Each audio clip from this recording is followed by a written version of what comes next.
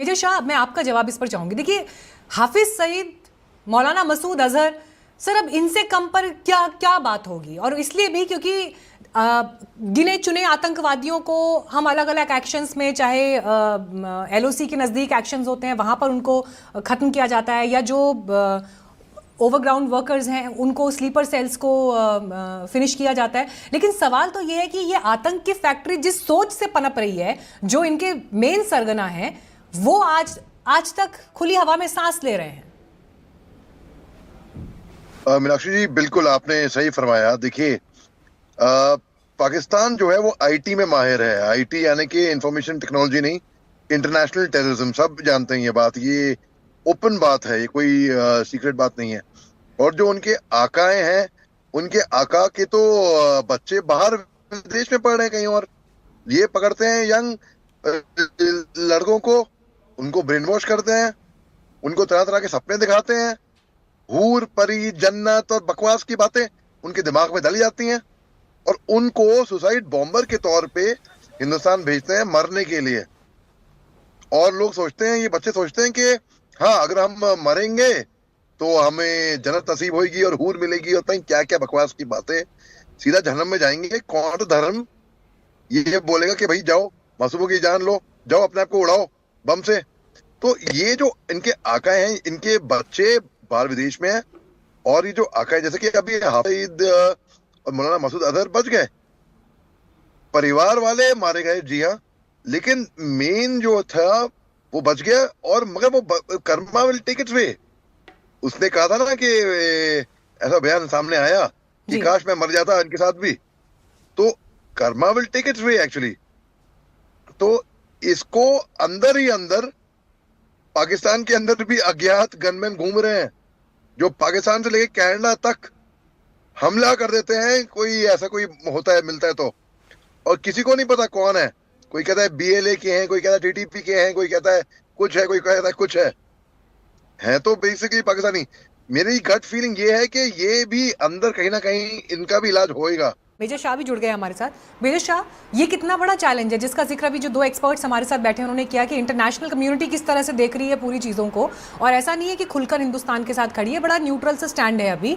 और Islamic world तो पाकिस्तान के साथ काफ़ी हद तक हमदर्दी दिखा रहा है एज पर देयर क्लेम्स। अब सवाल ये है, ये कितना बड़ा चैलेंज आगे आने वाले कुछ घंटों में, दिन में दिखाई देता है? ओके मीनाक्षी जी, जहां तक मैं देख रहा हूं इसको, अगर पाकिस्तान ने केवल गिदड़ भपकियां दी हैं। पहले इनका स्टेटमेंट था कि अगर हिंदुस्तान इसको और बढ़ाता है ऑपरेशन सिंदूर को, तो हम रिटेलिएट करेंगे और इसका परिणाम अच्छा नहीं होएगा। के बाद पाकिस्तान से अलग स्टेटमेंट आता है कि हमारे को पूरा हक है कि अपने तौर तरीके से रिएक्ट करने का। यानी कि पाकिस्तान की सरकार और मिलिट्री, वैसे भी सब जानते हैं ये बात, एक पेज पे नहीं है। वैसे भी ये सब जानते हैं ये वाली बात। दूसरी बात, अगर पाकिस्तान रिटेलिएट करता है, जैसे कि पाकिस्तान ने ये रूस को भी बोला है कि हम परमाणु हथियार इस्तेमाल करेंगे और हम झिझकेंगे नहीं बिल्कुल भी परमाणु हथियार निकालने में। देखिए, परमाणु हथियार इस्तेमाल करना इतना आसान भी नहीं है। रूस और यूक्रेन की जंग काफी टाइम से चल रही है, और हम देख रहे हैं कि वहां पर परमाणु हथियार इस्तेमाल नहीं हुआ है, तो यहाँ पर मुश्किल ही, मतलब मुझे लग रहा है कि ये गिरड़ भपकियां दे रहे हैं केवल। और अगर पाकिस्तान रिएक्ट करता है, वैसे कि every action has an equal opposite react, मगर यहाँ पर मुझे लगता नहीं कि पाकिस्तान रिएक्ट कर रहा है यहाँ पे, क्योंकि उनके पास पहली बात तो पैसे नहीं है, दूसरी बात उनके पास एम्युनिशन नहीं है, उनके पास इकोनॉमी नहीं है। और जो अभी तक आपने कहा कि भाई बाकी विश्व के राष्ट्रों ने अब तक एक न्यूट्रल स्टैंड रखा है, मेरे को पूरा ऐसा लग रहा है कि जितने भी विश्व के राष्ट्र हैं, सब हिंदुस्तान के साथ आगे आएंगे। पाकिस्तान अल्टीमेटली स्टैंड अलोन अकेला रह जाएगा इसके अंदर। शाह, मैं आपका जवाब इस पर चाहूंगी। देखिए, हाफिज सईद, मौलाना मसूद अजहर, सर अब इनसे कम पर क्या क्या बात होगी? और इसलिए भी क्योंकि गिने चुने आतंकवादियों को हम अलग अलग एक्शंस में, चाहे एलओसी के नज़दीक एक्शंस होते हैं वहां पर उनको ख़त्म किया जाता है, या जो ओवरग्राउंड वर्कर्स हैं उनको स्लीपर सेल्स को फिनिश किया जाता है। लेकिन सवाल तो ये है कि ये आतंक की फैक्ट्री जिस सोच से पनप रही है, जो इनके मेन सरगना है, वो आज तक खुली हवा में सांस ले रहे हैं। मीनाक्षी जी, बिल्कुल आपने सही फरमाया। देखिए, पाकिस्तान जो है वो आईटी में माहिर है। आईटी यानी कि इंफॉर्मेशन टेक्नोलॉजी नहीं, इंटरनेशनल टेररिज्म। सब जानते हैं ये बात, ये ओपन बात है, ये कोई सीक्रेट बात नहीं है।